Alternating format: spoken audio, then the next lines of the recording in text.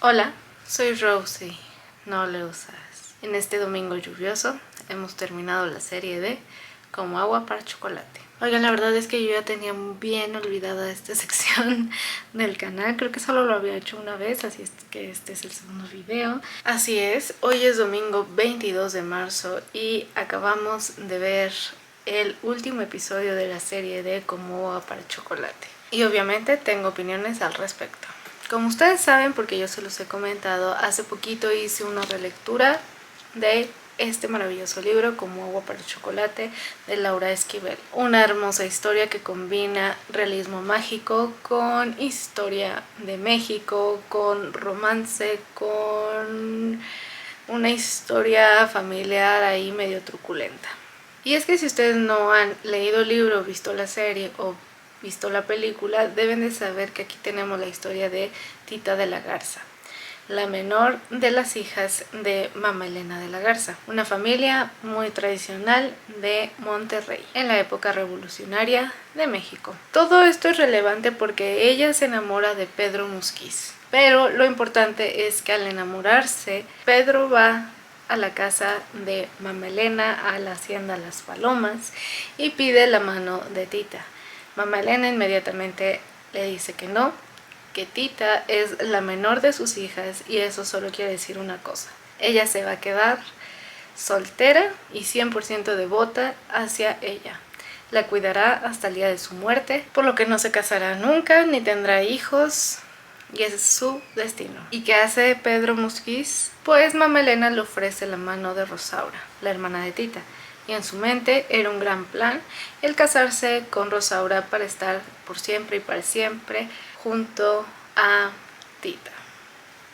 Obviamente la historia es mucho más grande y más compleja que eso. Como dije, tenemos realismo mágico porque desde un inicio se nos cuenta que Tita nació prácticamente en la cocina y fue criada por Nacha, la cocinera de la familia. Es por eso que viene el realismo mágico, donde Tita empieza desde chiquita a experimentar en la cocina, ahí crece y pronto descubriremos que ese talento culinario que ella tiene también trae detrás algo mágico.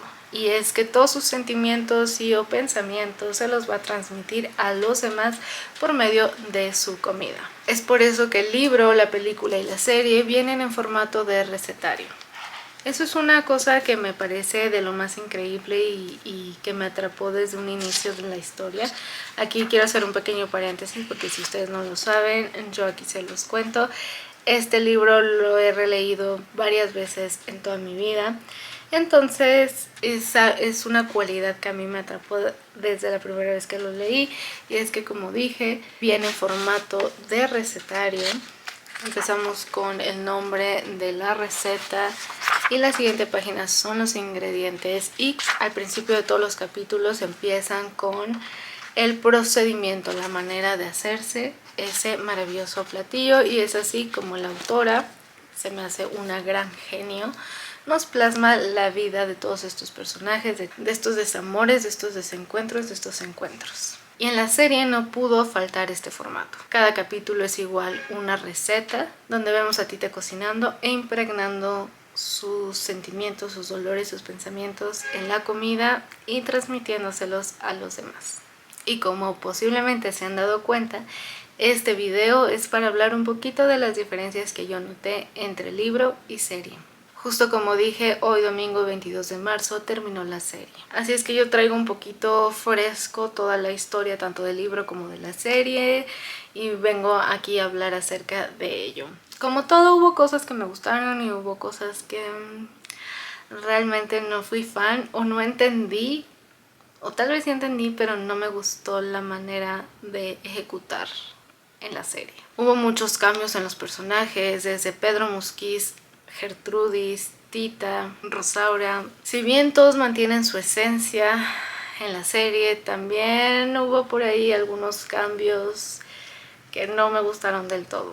Creo que tal vez la única que sí me gustó al 100% fue Mamá Elena, que realmente no siento que haya tenido algún cambio específico. Sí nos contaron un poquito más de su historia y un poquito más del por qué tenía este resentimiento contra Tita, su hija más pequeña. Pero de ahí en fuera siento que no le cambiaron gran cosa. Incluso cambiaron los platillos y con ello un poquito de la historia, y eso sí me hizo enojar un poquito. Por ejemplo, en el libro tenemos la receta de caldo de colita de res, y como les dije en un video pasado, este platillo es muy importante porque venimos desde que Tita tiene un breakdown horrible, la mamá la manda a un manicomio, pero es rescatada por el Dr. Brown. Él se la lleva a su casa y la cuida hasta que se empieza a sentir mejor. Aún así, ella empieza con un voto de silencio que amo. El Dr. Brown y su familia respetan por completo y no se rompe hasta la visita de Chencha, que también fue cambiada aquí en la serie por Fina, pero bueno, es el mismo personaje. Tampoco entiendo por qué le cambiaron el nombre si es el mismo personaje. Pero bueno, Chencha le lleva caldito de cola de res y es así como ella empieza a sentirse mejor. Ve a Nacha, su nana, habla con ella y se siente una niña de nuevo. Una niña que cuando se enfermaba y cuando pasaba ciertos dolores físicos sobre todo, Nacha le hacía caldo de colita de res y es así como ella se componía. Y aquí pasa exactamente lo mismo.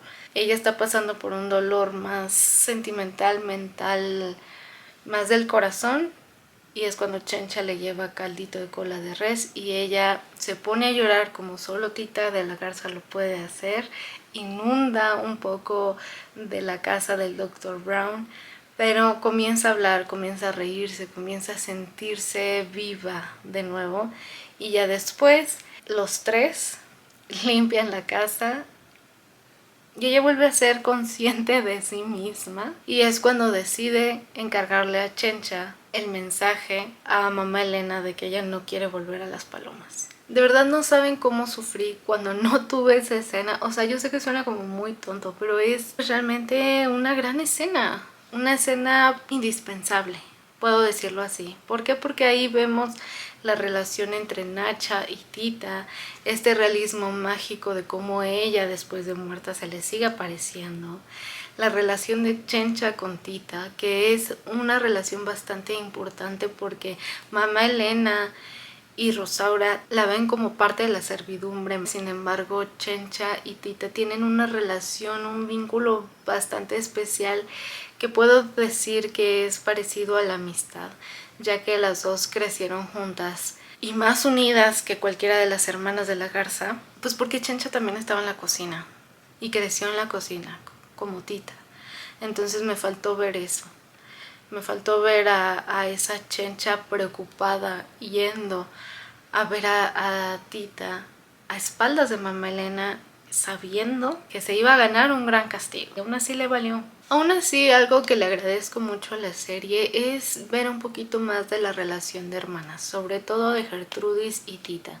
En la serie creo que está mejor contado y mejor evolucionado esa relación de hermanas. Las vemos preocuparse la una por la otra. Vemos que Gertrudis, aunque escapa de las palomas y se vuelve revolucionaria, siempre está para Tita. Siempre va y viene de las palomas. Y es que aquí hay un punto muy importante, y es que mamá Elena sí empieza a actuar como que su hija se murió y tal, pero la perdona.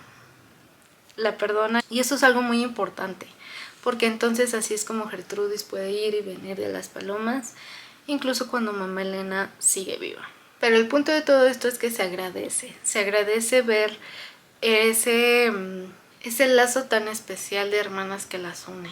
También se agradece ver el cómo es Rosaura con sus hermanas, porque en el libro no vemos tanto cómo es esa relación, esa dinámica entre las tres, ni la relación por separado de Gertrudis con Rosaura, Rosaura con Tita, Tita con Gertrudis, no, y eso es algo que sí nos ofrece la serie. Uno de los cambios que no me agradaron tanto en la serie fue el de Pedro Mosquiz. Y es que si ustedes recuerdan en el book tag que hice de este libro, yo les comenté que un personaje que se me hace demasiado tibio en los libros es Daniel Cuenca, el personaje masculino de Mal de Amores. Ahí mismo les comenté que este personaje se me hacía tibio para el amor, pero no para la revolución, la guerra y sus ideales de libertad. Eso mismo creo que hicieron con Pedro Musquiz de la serie.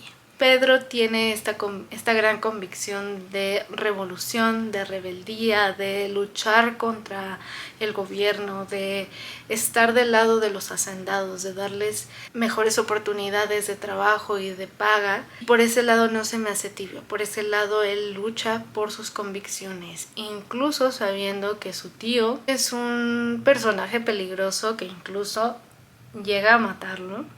Spoiler, pero en sus ideales amorosos claro que sí lo vemos. Cuando yo les hablé de Daniel Cuenca les dije que para mí era uno de los personajes masculinos que más me habían decepcionado de Ángeles Mastretta, porque siento que ella siempre nos había dado personajes masculinos que estaban convencidos 100% de lo que querían. Y Daniel Cuenca dudaba acerca de su amor, pero no de sus convicciones políticas. Y siento que hicieron una fusión entre Daniel y Pedro Musquiz y nos dieron al Pedro de la serie. Cosa que no me gustó tanto, porque justo Daniel Cuenca no es un personaje de mi agrado. No entendí cómo es que podía ser este personaje tibio para el amor, pero rebelde de corazón, que quería cambiar el país, pero no podía cambiar ni su propia vida. Y siento que hicieron lo mismo con este Pedro Musquiz.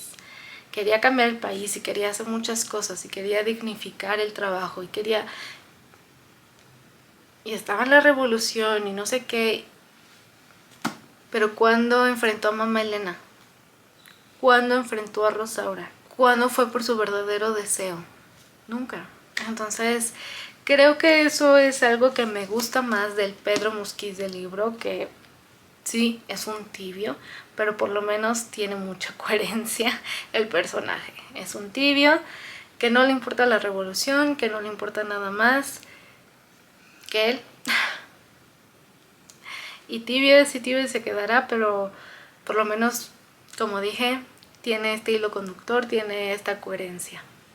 Hay detallitos que a lo mejor son muy mínimos, pero que sí me alteraron un poquito la historia. Por ejemplo, Tita nunca le dice a Pedro que ella cree que está embarazada de él. Esa parte sí me faltó.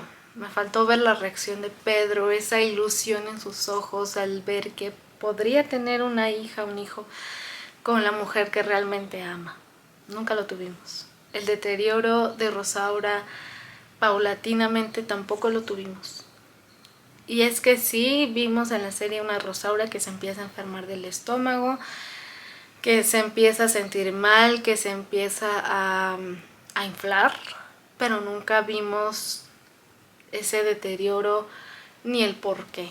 La historia de Esperanza también me faltó muchísimo.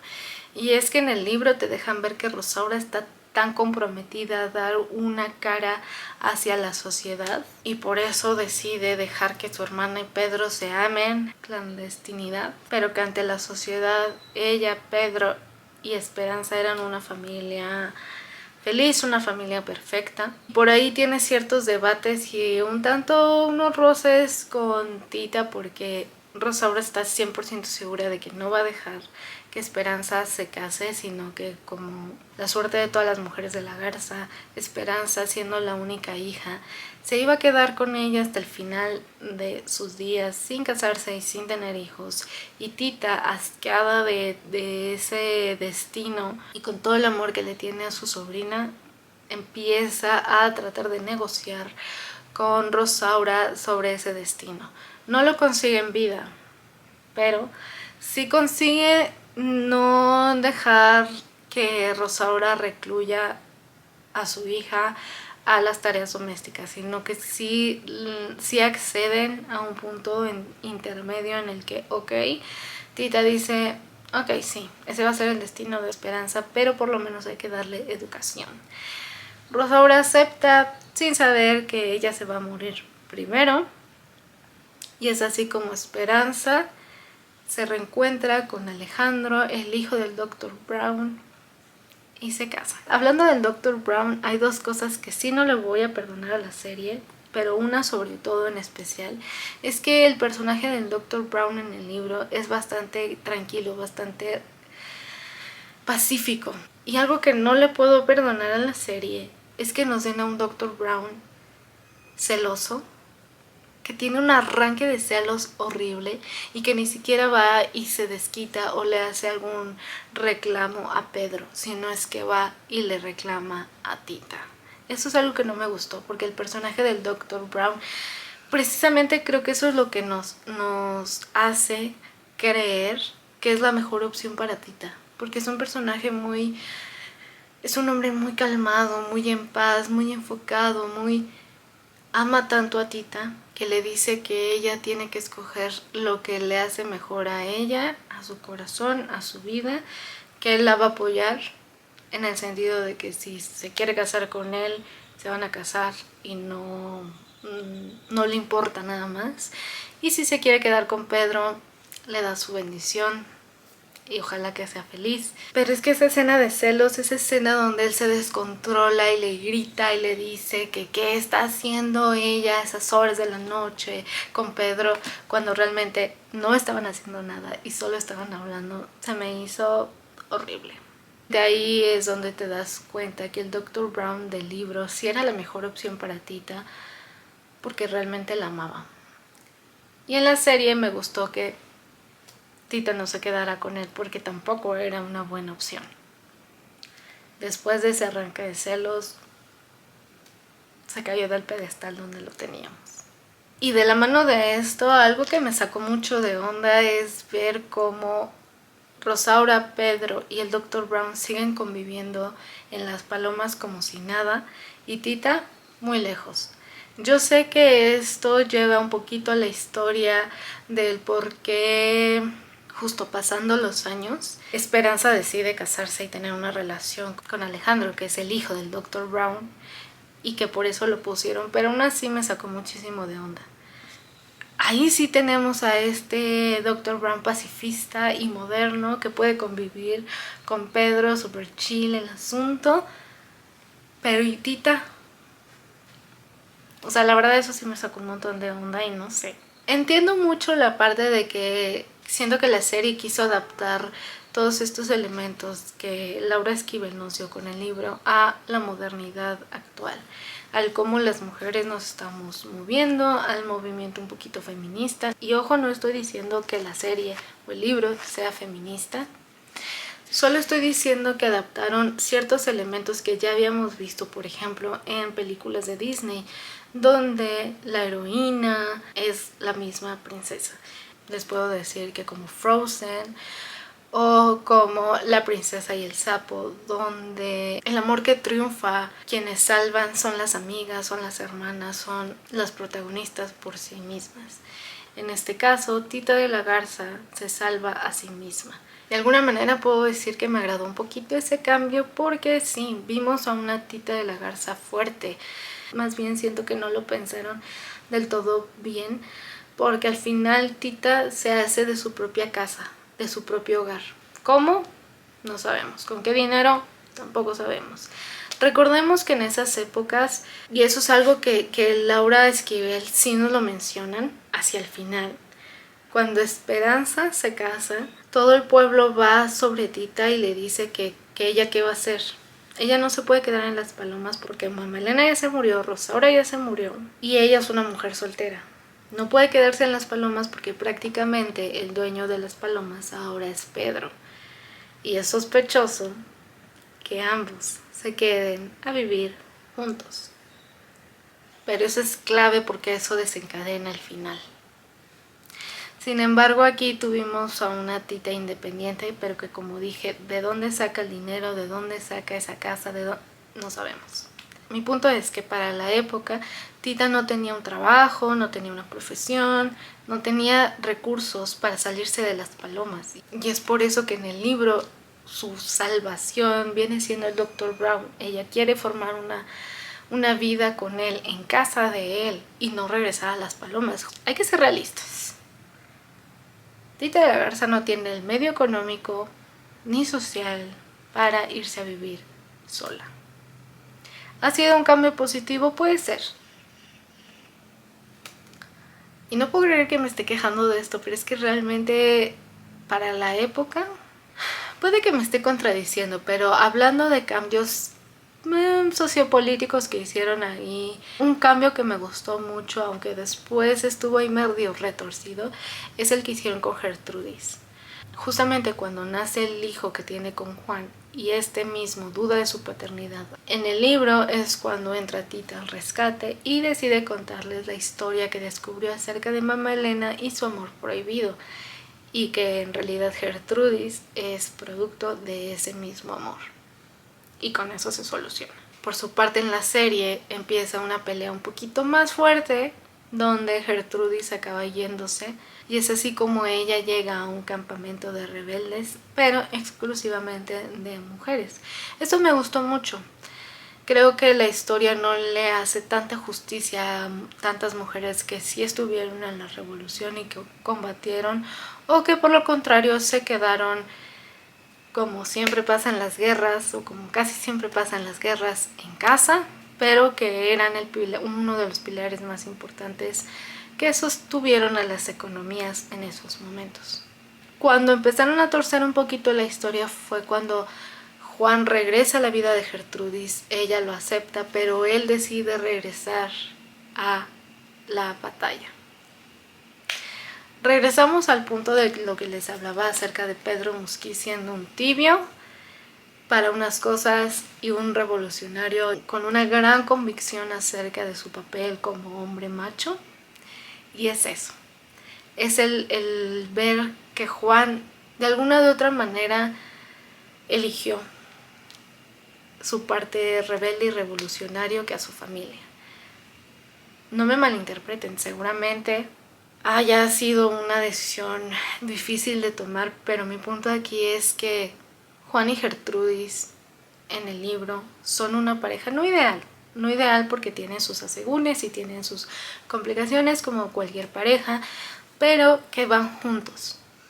La única vez que se separan es cuando Gertrudis se va a vivir a un burdel, porque su fuego interior todavía no llega a aplacarse y Juan está harto de tener tanto sexo con ella y se separan momentáneamente para después reencontrarse, pero es un momento en que la revolución se va aplacando y entonces tienen a su hijo José y forman esa gran familia. Esa decisión creativa de hacer a los hombres de la serie estos personajes tan revolucionarios y tan convencidos de la guerra y de su lucha es algo que realmente no me gustó del todo. Aunque también lo conversé un poco con mi hermana y ella me dijo, date cuenta que al hacer que Juan se fuera por su parte a luchar como él quería, le dio cierta libertad a Gertrudis, libertad de decidir que su vida como revolucionaria ya había terminado, que lo que ella quería era establecerse con su familia y que al final lo hizo. Afortunadamente no nos dieron a una Gertrudis que fuera corriendo detrás de Juan, sacrificando a su familia y su propia vida, sino que nos dieron otro personaje femenino, fuerte, decidido y convencido de empezar desde cero ella misma. Hablemos del final. Esa escena final realmente no me gustó del todo. Y es que en el libro, justamente después de la boda de Esperanza y Alejandro, Pedro y Tita se dan cuenta de que ya no queda nadie más. Y eso significa solo una cosa, ya no hay un impedimento para que ellos puedan estar juntos y hagan lo que se les pegue la gana. Y lo primero que hacen es irse a tener sexo desenfrenado en Las Palomas. ¿Por qué es importante esto? Porque al final Pedro se muere en medio de un orgasmo. Es cuando él ve ese túnel de luz hermosa y camina hacia él. Mismo túnel que ve Tita, pero que ella decide no cruzar hasta que se da cuenta de que Pedro sí lo cruzó y queda muerto. Y entonces ella decide comerse los fósforos, encender su fuego interior y ambos queman las palomas. ¿Y qué más romántico que eso? Y no en el sentido de que, ay, mi vida, se murieron juntos, no, sino en el sentido de que es poético. Al final Las Palomas se incendió. Al final Tita, Pedro, Las Palomas se incendiaron y toda su historia quedó ahí. Y toda esa maldición acerca de las mujeres de la Garza condenadas a quedarse solteras por siempre para cuidar de sus madres hasta el final de sus días, se quemó ahí. Contrario a la serie, que no me gustó del todo porque la que se quema es la casa de Tita. Aunque un detalle es que se mueren juntos al mismo tiempo, se mueren incendiados porque el incendio sucede por toda la casa de Tita y a ellos no les importa nada, ellos siguen en lo suyo y no les importa lo que está pasando a su alrededor y entonces terminan muertos juntos. Pero pues justo, o sea, siento que no es del todo poético. Siento que en el libro es como un círculo completo de que toda la historia inició en la Hacienda Las Palomas y toda la historia finalizó en la Hacienda Las Palomas. Y en la serie no fue así. En la serie terminó en casa de soltera de Tita. Realmente no le dan el verdadero significado que tiene la escena de los cerillos.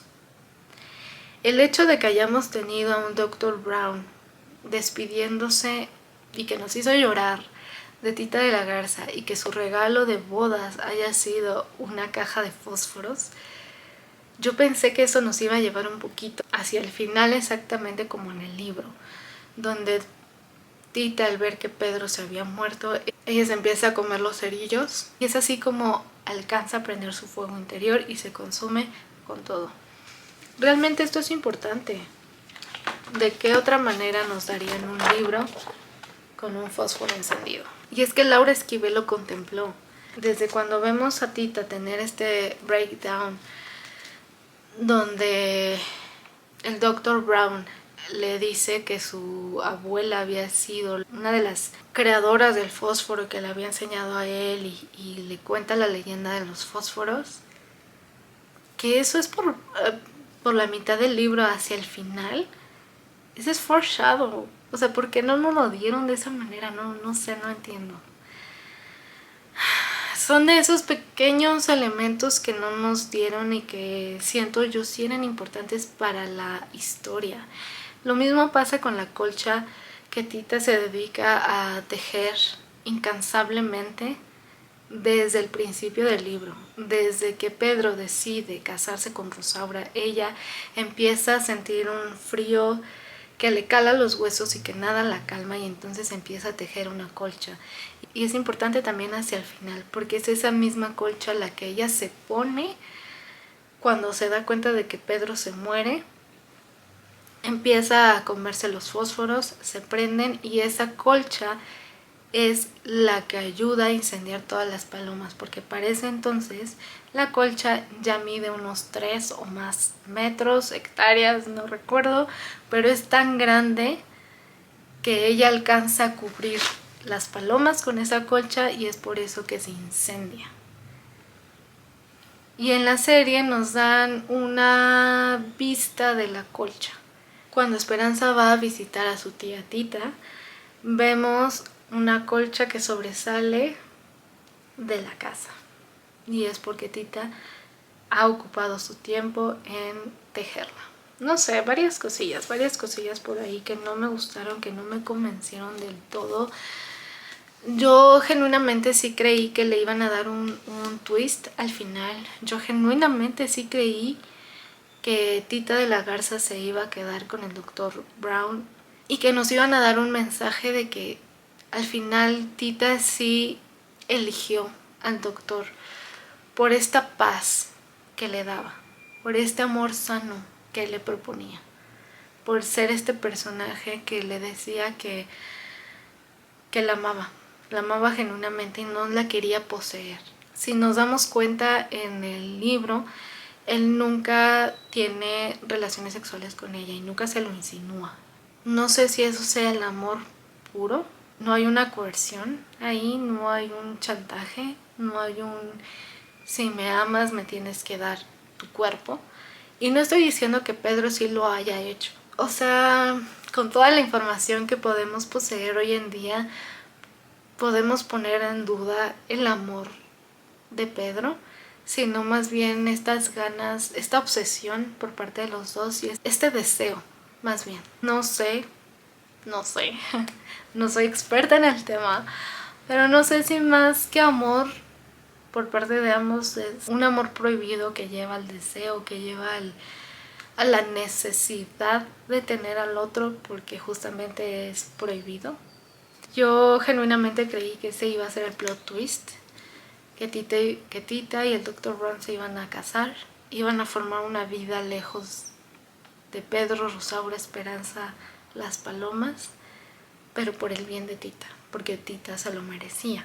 Merecía algo mejor que Pedro.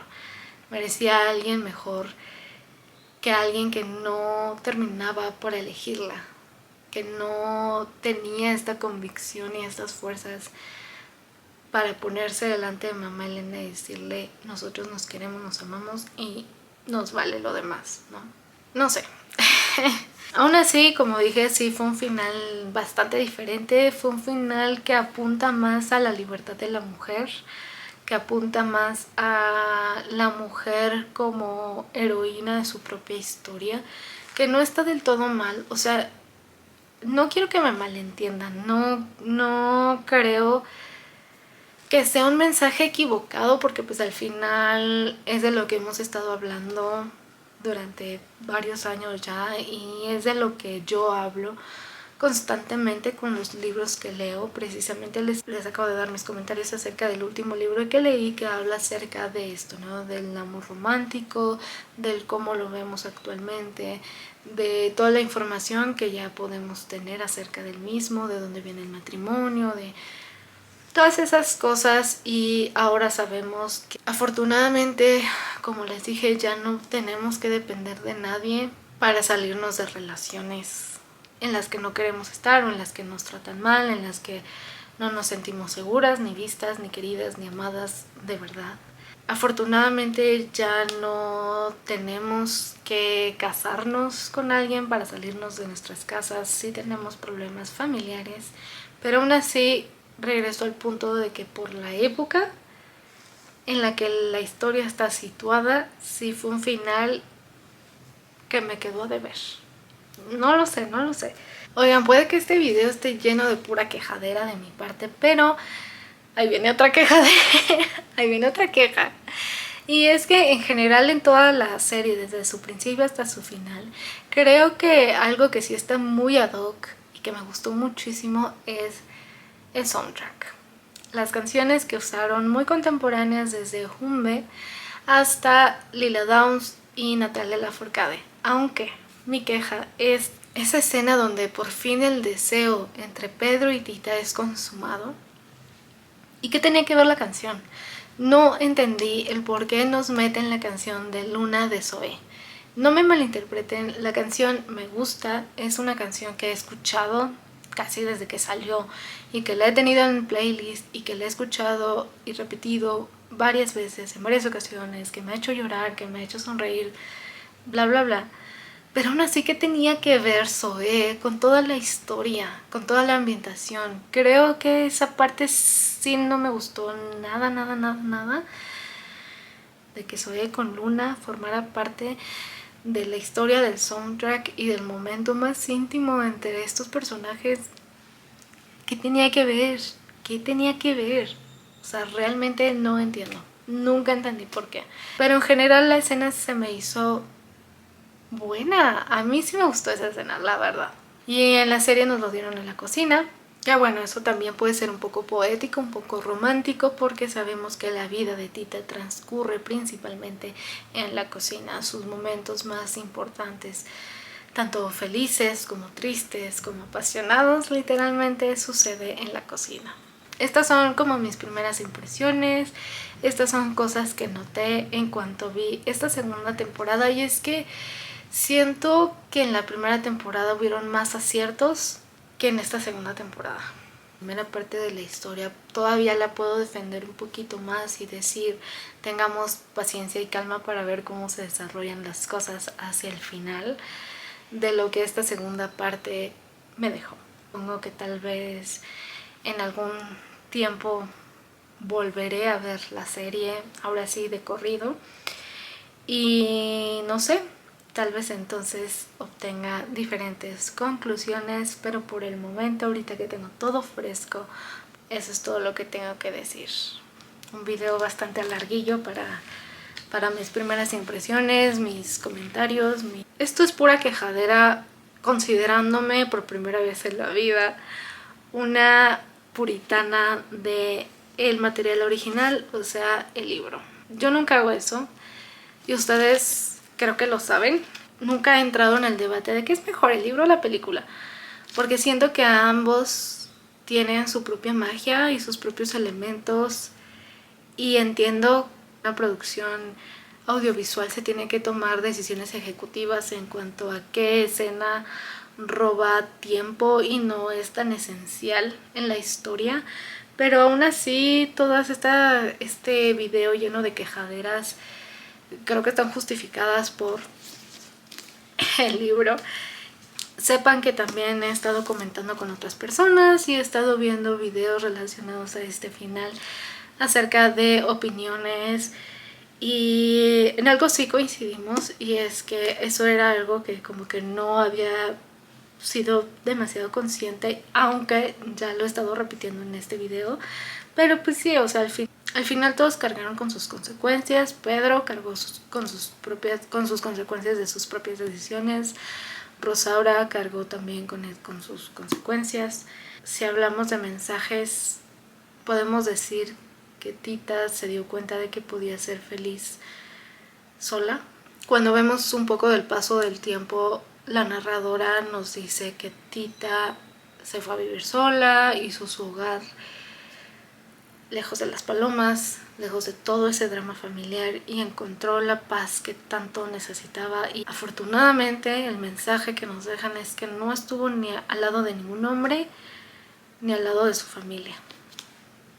Eso es algo que pues también platicando con mi hermana me hizo ver que Tita hizo bien en alejarse. Y sí, o sea, siempre se los voy a decir, el árbol familiar se poda. Afortunadamente podemos elegir quiénes son nuestra familia.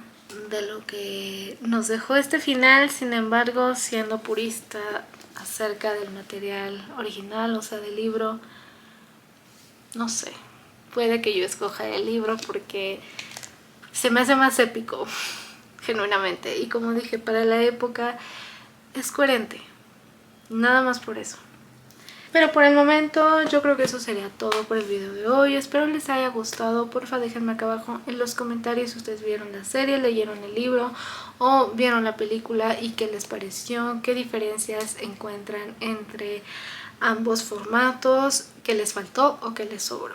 Porfa, no olviden darle like, suscribirse y activar la campanita para que sepan cuando subo un nuevo video. También recuerden que aquí les estaré dejando mis redes sociales para que vayan y me sigan. Y pues nada, yo soy Rose, no los hagas, pero sí o sí les recomiendo que cuando se enamoren tengan el valor de ir por ello y por esa persona. Adiós. Oigan, y no me malinterpreten, la verdad es que ustedes saben que yo lloro por todo y con todo y así. Y sí, el final me hizo sentir mucho. Yo estuve llore y llore casi desde el principio hasta el final. Lloré muchísimo, lloré con Gertrudis, lloré con Rosaura también, lloré con Pedro, lloré con Tita, lloré. Y pues nada, uno siempre agradece cuando las cosas nos hacen sentir y de alguna u otra manera nos reflejan a nosotros mismos. Es incómodo, pero es parte de la magia de las cosas, de los productos audiovisuales y también de los libros y del arte y de todas estas cosas en general.